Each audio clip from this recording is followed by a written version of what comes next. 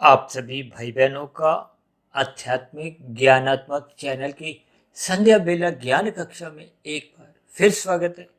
आज की चर्चा का विषय है दी एंड।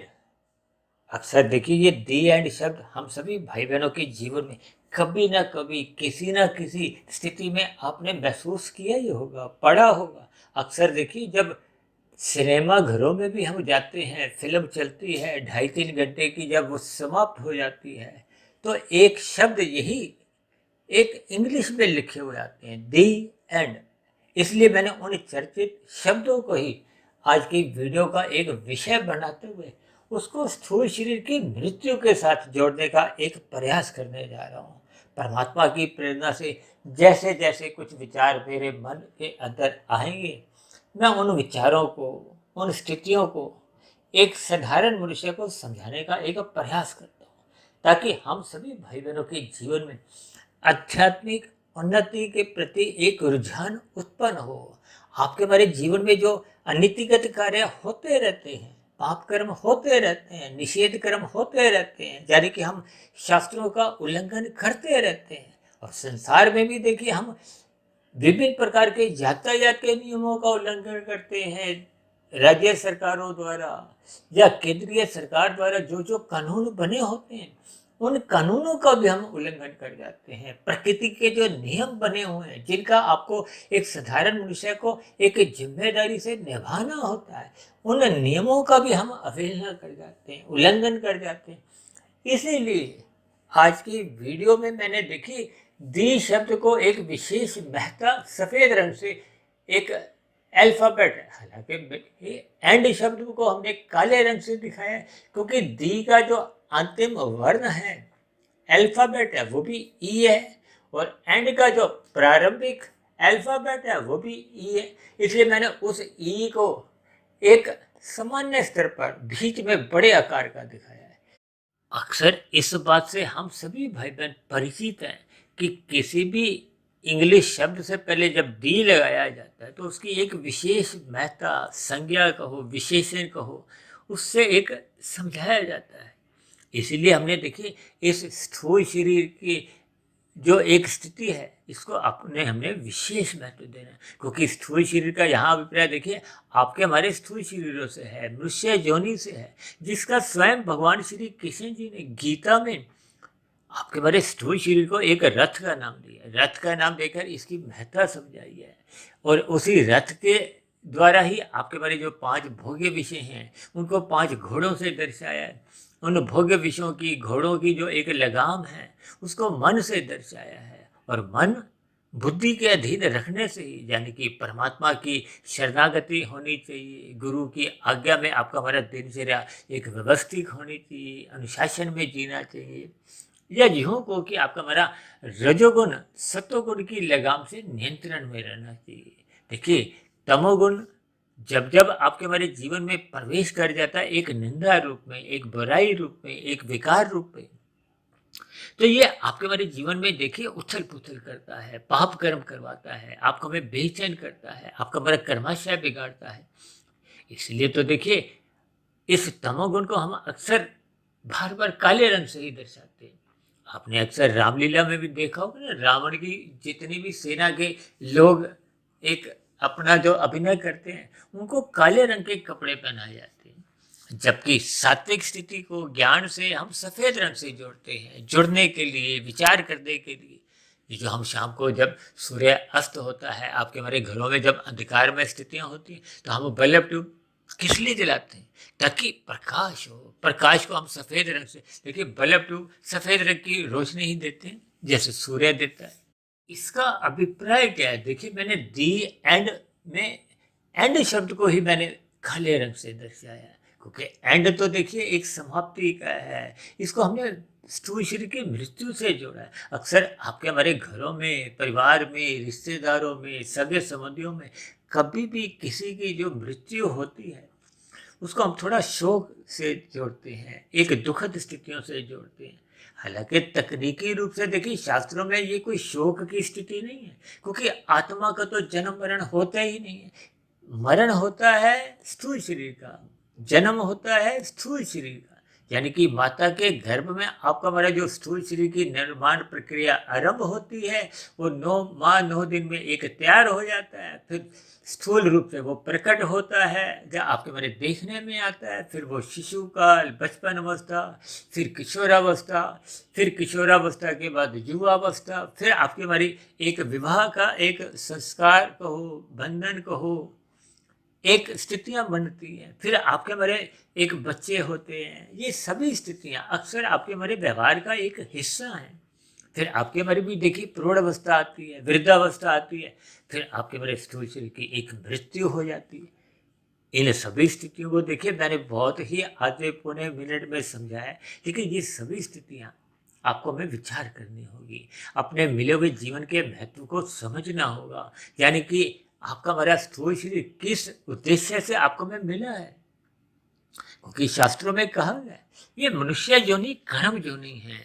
कर्म योनि के साथ साथ इसकी महत्ता इसलिए विशेष है कि इसको साधना करने का एक विशेष अधिकार है। अधिकार का अभिप्राय देखिए, ये ऊपर की जोनियां जो देवी देवताओं की भी कही जाती है, और नीचे की जोनियां तो देखिए एक दंडमय जोनी है। दंडमय जोनियों का अभिप्राय एक निकृष्ट जोनी है, एक दुखद जोनियां हैं।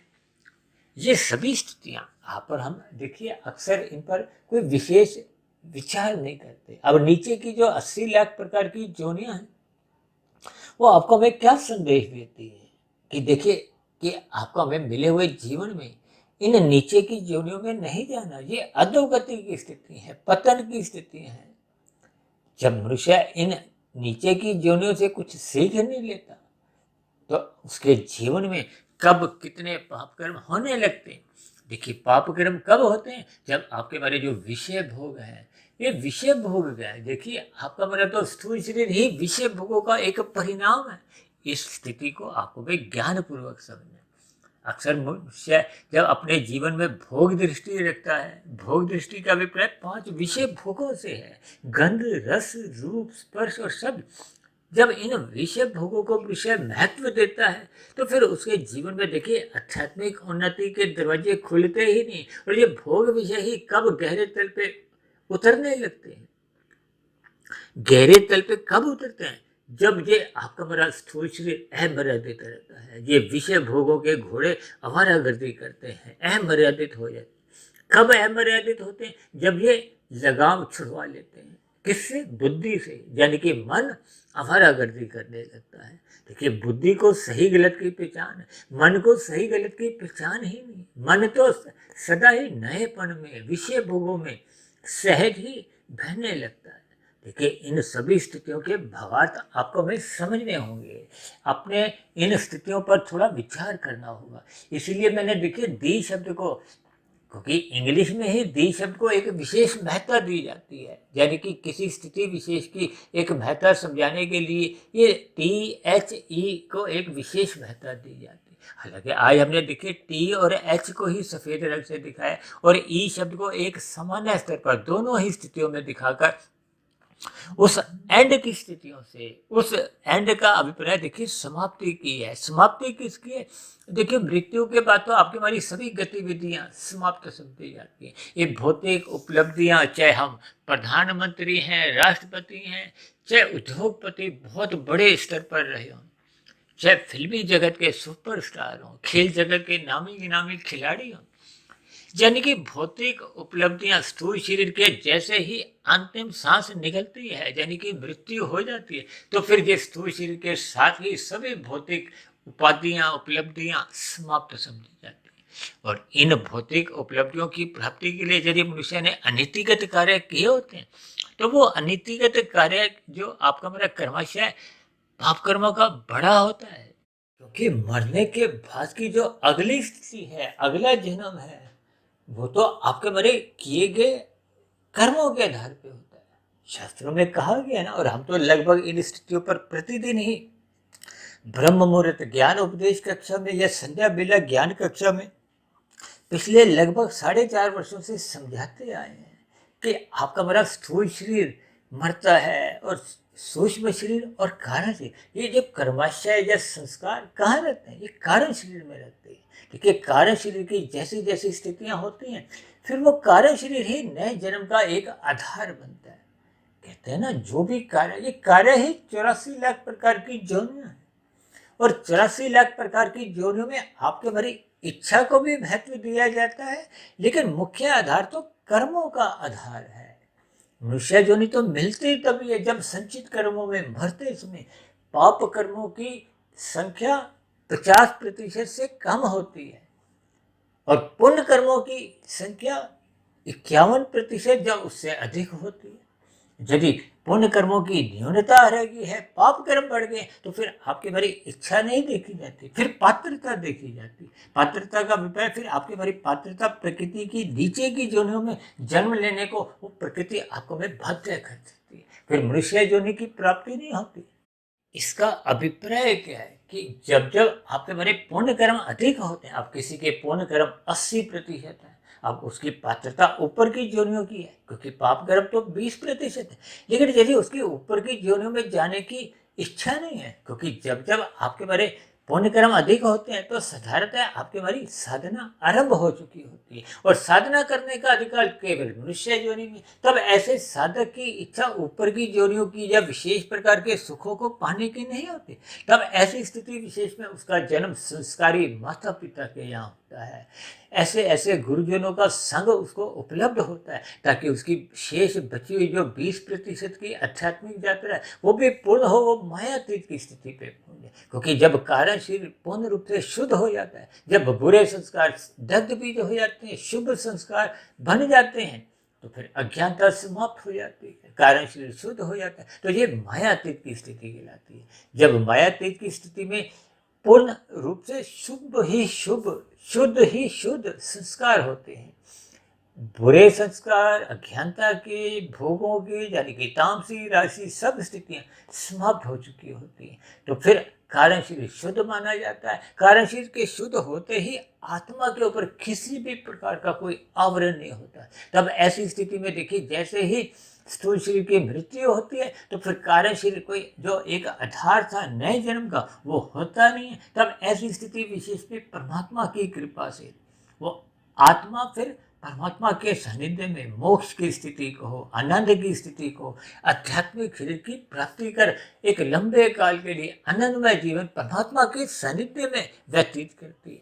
देखिए, आत्मा तकनीकी रूप से आनंद स्वरूप बन नहीं जाती, लेकिन वो परमात्मा की सम्मुखता में, परमात्मा के सानिध्य में आनंदमय जीवन बिताती है। इन सभी स्थितियों को आपको में समझना होगा। और यदि आपका हमारे मिले हुए जीवन में केवल रजोगुण की ही प्रधानता है, रजोगुण की प्रधानता होने से आपके बड़ी रुचि विषय भोगों में बनी रहती है। ये विषय भोग यदि सतोगुण की लगाम से नियंत्रण में नहीं रहते, जैसे आपके हमारी स्कूटर, मोटरसाइकिल, कार ब्रेक द्वारा नियंत्रित रहती है, और यदि ब्रेक नहीं हो तो फिर हम उस गाड़ी विशेष को रोक नहीं सकते। यानी कि जब आपके हमारे जीवन में सत्वगुण की लगाम नहीं होती तो आप और हम, ये जो अपने जीवन की गाड़ी है, भोगों की गाड़ी है, इसको हम रोक नहीं पाते, अपने आप पे नियंत्रण रख नहीं पाते। तो ये भोग विषय फिर आपका हमारा सत्वगुण ही न्यून नहीं करते, यानी कि ज्ञान ही आवृत नहीं करते। ये रजोगुण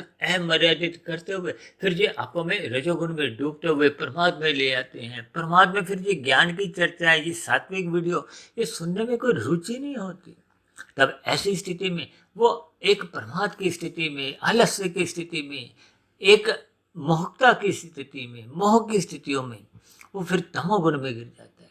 देखिए, शाम को हम अक्सर बार बार कहते रहते हैं रात को जल्दी सो जाना चाहिए, क्योंकि सूर्य डूबने के बाद तमोगुण की प्रधानता होती है, और जब घोर तमोगुण होता है तो मौनात्मक स्थितियां बनने लगती हैं। अब मौनात्मक स्थितियों में मनुष्य स्थूल शरीर के स्तर पर ही विषय भोगों की एक वासनाओं में लिप्त रहता है, जो मनुष्य को सुबह ब्रह्म मुहूर्त में उठने से रोकते हैं। ये सभी स्थितियां आपके हमारे जीवन में जब बनने आरंभ हो जाती हैं, यानी कि सतोगुण घटता जाता है, परमात्मा से विमुखता बढ़ती जाती है, रजोगुण बिगड़ता जाता है, तो ये बिगड़ने का अभिप्राय मनुष्य का फिर तमोगुण बढ़ता है।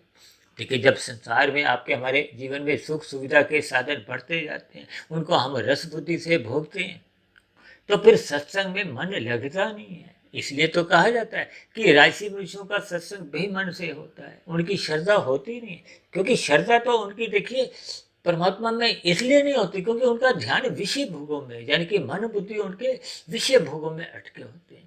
एक 24/7 की जो एक स्थिति है, देखिए जब मनुष्य के मन में या घर में अधिक धन आता है तो फिर उस धन को यदि वो भोगता है तो फिर उसके विषय भोग वो रस बुद्धि में उसको जकड़ देते हैं, वो परमात्मा से विमुख करते हैं, सत्संग है विमुख करते हैं। इसीलिए तो शास्त्रों में भर भर कहा गया, प्रशंसा केवल सतोगुण की करो, रजोगुण की नहीं। जब हम रजोगुण की प्रशंसा करते हैं, रजोगुण में ही जीना चाहते हैं, रजोगुण को ही पाना चाहते हैं, संसार को ही हम इकट्ठा करना चाहते हैं, तो फिर ना चाहते भी परमात्मा आपके हमारे जीवन से एक भूलने लगता है, विस्मृति होने लगती है, परमात्मा की स्मृति बन नहीं पाती। तो फिर ऐसी स्थितियों में मनुष्य का रजोगुण प्रधान होता है। रजोगुण प्रधान होते होते उसका तमोगुण में गिरना फिर सहज होता है, क्योंकि रजोगुण और तमोगुण पास पास है। शास्त्रों में कहा गया ना, तमोगुण से अच्छा रजोगुण है, रजोगुण से अच्छा सत्वगुण है। और शास्त्रों में कहा गया तमोगुण से अच्छा 10 गुना रजोगुण है। इसलिए हम तमोगुण को 1, रजोगुण को 10, क्योंकि रजोगुण से 10 गुना अच्छा सतोगुण है, इसलिए हम सतोगुण को 100 कहते हैं। और 1 और 10 तो देखिए पास पास है। जब जब रजोगुण बढ़ेगा वो आपको देर से देर तमोगुण में गिराता है। ये बहुत ही एक तकनीकी रूप से एक सूत्र है। देखिए 1 और 10 पास पास है, इसलिए तो कहा जाता है राशि मनुष्य का जो पड़ोसी कौन है, वो तमोगुणी है। और दूर कौन है, सतोगुण है, क्योंकि 10 और 100 की दूरी है। जैसे 1 और 100 की दूरी है और 10 और 100 की दूरी है। देखिए 10 और 100 की दूरी 90 की है और 1 और 100 की दूरी 99 की है। अब 90 और 99 में कोई विशेष अंतर सापेक्ष दृष्टिकोण से समझा नहीं जाता। इसलिए तो कहा जाता है कि तामसी मनुष्य हो या राजसी मनुष्य हो, इनका सतोगुण कमजोर होता है, परमात्मा से ये विमुख होते हैं, गुरु की आज्ञा में ये अपना जीवन जीते नहीं है, शास्त्रों का ये सम्मान नहीं करते। देखिए ये सभी स्थितियां बहुत ही भावार्थ रूप में आपको में समझनी होगी। केवल शब्दों मात्र से इनके अर्थ आपको में सही सही समझ आ नहीं पाते। देखिए जब हम रजोगुण में रहते हैं तो प्रमाद में आ जाते हैं। यानी कि रजोगुण को इसीलिए कहा गया, भगवान श्री कृष्ण जी ने कहा है कि रजोगुण को सतोगुण की लगाम से नियंत्रण में रखो। और सतोगुण तभी एक सात्विक बुद्धि तभी रहती है जब हम श्रद्धापूर्वक सत्संग करते हैं। श्रद्धापूर्वक सत्संग होने से ही विवेक शक्ति जगती है, विवेक शक्ति जगने से ही वो विषय भोगों से वैराग्य करवाती है और परमात्मा में एक प्रीति करवाती है। और यदि हम सत्संग करते नहीं है तो फिर ऐसी स्थितियों में आपका हमारा जो एक सात्विक स्थिति है वो बन नहीं पाती, रह नहीं पाती, टेक नहीं पाती, तो फिर वो राजसी बन जाती है। अब राजसी बुद्धि होने से वो मन बुद्धि में दोस्ती हो जाती है, तो विषय भोग और गहरे हो जाते हैं। और जब मनुष्य की विषय भोगों को पाने की पात्रता नहीं रहती कर्मों की, तो फिर मनुष्य अनीतिगत कार्य करता है। तामसिक बुद्धि से वो छल कपट ठगी अनीतिगत कार्य पाप कर्म करता है, अपराध करता है। तो ये मनुष्य का पाप कर्मों का क्रमशः बढ़ाते हैं, जो मरने के बाद फिर अधोगति की स्थितियां उत्पन्न होती हैं। देखिए इन सभी स्थितियों पर आपको भाई अपने जीवन में विचार करना होगा। इसीलिए मैंने देखिए दी शब्द को जो TH से दर्शाया है उसको एक विशेष महत्ता देनी होगी। ये TH शब्द यानी कि दी शब्द महत्ता का अभिप्राय एक सत्संग के प्रति आपको हमारी रुचि जगानी होगी, सतोगुण की प्रशंसा करनी होगी और रजोगुण के प्रति उदासीन रहना होगा, क्योंकि रजोगुण ही बिगड़ा हुआ रजोगुण ही आपको में तमोगुण में गिराता है। ये आपसे पाप कर्म करवाता है, क्योंकि भोग विषय जब एक आपके व्यसनी बन जाते हैं, आसक्ति हो जाती है, तो फिर मनुष्य सही गलत की पहचान रख नहीं पाता, क्योंकि धुंधली बुद्धि में आपको में अधिक दूरी का नजर नहीं आता। आज के किए गए कर्मों की भविष्य में क्या परिणाम आएंगे उसका बोध नहीं रहता। इसलिए हमें आरंभ से ही तमोगुण की निंदा करनी होगी। तमोगुण का संग मात्र एक नींद लेने के लिए सात्विक नींद लेनी होगी, ताकि आपका हमारा स्थूल शरीर पुनः एक सात्विक कार्यों के लिए एक सचेत अवस्था में आ सके। देखिए इन सभी स्थितियों पर मैंने परमात्मा की प्रेरणा से कुछ विचार रखे, यानी कि आपको हमारी मृत्यु आने से पूर्व ही अपने जीवन की एक सात्विक दिशा बनानी चाहिए, ताकि आपका हमारा कर्माशय नहीं बिगड़े, कार्य शरीर में शुभ संस्कार बने और आपके हमारे जीवन में कार्य शरीर में शुद्धिकरण की प्रक्रिया आरंभ हो, यानी कि आपके हमारी आध्यात्मिक उन्नति के दरवाजे खुलते जाएं, ताकि मरने के बाद हमें अधोगति की स्थितियों में गिरना नहीं पड़े और कम से कम मनुष्य को पुनः मनुष्य जोड़ी की प्राप्ति हो। यानी कि बार बार आपको मैं मनुष्य जोड़ी की प्राप्ति होते होते हम अपनी साधना करते जाएं, आध्यात्मिक उन्नति के दरवाजे खोलते जाएं, यानी कि कर्म योग, ज्ञान योग, भक्ति योग में स्थित होते हुए हम पूर्ण स्थिति को प्राप्त हों, ताकि जन्म मरण का बंधन समाप्त हो और हम एक लंबे काल के लिए जो मोक्ष की स्थिति है, आनंद की स्थिति है, उसको हम प्राप्त हो। तो ऐसी सभी शुभ स्थितियाँ हम सभी भाई बहनों के जीवन में भी बनना आरंभ हो। इन्हीं शब्दों के साथ, इन्हीं शुभकामनाओं के साथ चर्चा विशेष को यहीं विश्राम देते हैं। कल सुबह फिर मिलते हैं ब्रह्म मुहूर्त ज्ञान उपदेश कक्षा में। तब तक आप अपने आध्यात्मिक मित्र सुधीर भाटिया फकीर को इजाजत दें। आप सभी भाई बहनों को बहुत बहुत शुभ रात्रि और सुबह ब्रह्म मुहूर्त में उठने के लिए, साधना करने के लिए मेरी ओर से बहुत बहुत शुभकामनाएं। फिर भी चर्चा संबंधित आपके मन में कोई एक प्रश्न उठ रहे हो या मेरी कही गई बातों पर आपको कोई आपत्ति हो, शिकायत हो, तो आपके प्रश्नों के साथ साथ आपकी शिकायतों का भी नीचे दिए गए कमेंट्स बॉक्स में सदा ही स्वागत है। चर्चा विशेष को ध्यानपूर्वक सुनने के लिए आप सभी भाई बहनों का बहुत बहुत धन्यवाद।